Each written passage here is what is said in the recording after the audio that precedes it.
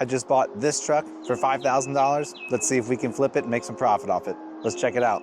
At this rate, you're gonna start thinking I have a type over here with my trucks. Another red F-250. Badge is missing, but of course, this baby is a diesel. Flatbed's actually pretty nice on this one, not gonna lie. Very beefy hitch mount on this thing. Whew. Has the air shocks. Frame's a little rusty, we got to clean that up. Surface rusty, it's solid, it ain't bad, but it's just got that nasty surface rust look to it. It's not in rough shape, you know, it's got like little dings, little battle wounds on it. Paint's a little fading kind of there, you know. Some of that stuff is just gonna, I don't think I'm gonna paint this truck. This bumper's crazy looking. Kind of ugly, but we'll see if we can make it look kind of cool. I'll probably repaint this whole part. It's all clear coat flaking. A little torn up. Probably gonna put a seat cover on this, maybe stitch that up first. Check the miles. What is that, 170? Yeah, 170,000. Little stuff like this, like come on, I don't even think these are going to anything. You know, gotta clean that up. Ooh, where'd it go? Where'd you go? We gotta get these floors cleaned up like pronto. That looks like I won't even drive this thing with it that dirty. Let's pick back up with this floor looking sparkly new. Ooh, dang, that looks good. Seat covers on.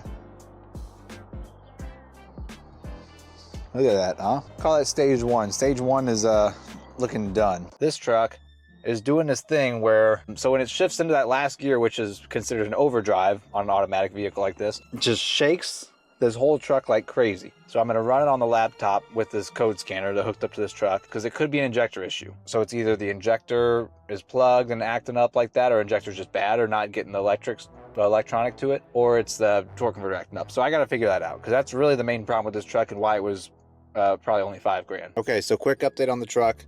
I'm sitting here, got the laptop hooked up to run Forescan. I don't know, this is my first time ever using it, so I'm not an expert on this stuff at all. Cylinder number 3 failed the cylinder contribution test, contribution/balance test. From looking up at other stuff, that seems to be pointing to the injector. There's an additive I'm gonna buy. You dump it in the oil, arch oil is what it's called. I don't know what it does, but it fixes it. Maybe, it might fix it. If it doesn't go away, I have to replace that injector. All right, so we tried the fix with the mechanic in a bottle. I know this can be a good product. It's just for this certain issue I was having, no luck on that one, so. Whoop. Valve cover is off. Looking at the injectors there is what you're looking at. Number 3 is right there. All right, we've got the new injector. Just came in. This thing is massive, holy cow. Gonna go pull the old one out, pop this baby in. All right, guys. So today is a great day. Here's the old injector. I just got done putting the new one in. I don't know if you'll be able to tell, because you'd have to know. If you looked at that old one, there should be an O-ring in this slot. So this is the one I pulled out of my truck just as you see it here. I looked it over to see if I could tell anything, and it's missing the O-ring. So I don't know what happened there or why, but I mean, that was the issue. Somehow the guy maybe before me maybe bought a seal kit. I don't know, but somehow he forgot to put an O-ring back on this. But my truck runs sweet now. I went and drove it. I was nervous a little bit still on the test drive, but that truck drives sweet now. It's just no shake, nothing, smooth. So that's a success for the day. Currently up against the clock here. Sun setting, possible storm coming in. I have some paint to put down though. The guy himself painted this whole area from this body line on each side, that side and this side. I'm gonna repaint it, try to match the paint better. Also up there was some clear coat fade, sanding it off, spraying it. Yeah, spray paint. I mean, say what you want, but when I'll check back up when the paint's put. Here's the fender reveal. Not too bad, huh? That's where I taped off. That's spray paint. Up here that's all spray paint, factory paint. Can you tell? Same thing over here. Can you tell? I think it looks pretty good. It turned out perfect. I even painted up on this door. That whole top. But yeah, we're gonna get this looking good. Good as we can. We'll come back in a minute when that looks good. See how we're doing. Got us a cab corner here. Ooh, that thing looks clean, looks shiny. Letting that baby dry. All right, let's check out the rockers and the cab corners.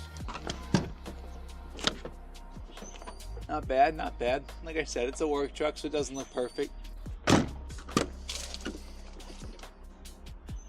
Yeah, not bad, not bad. Okay, so all that's left to do now is give this thing a wash, go snap some pictures of it, and get it listed for sale.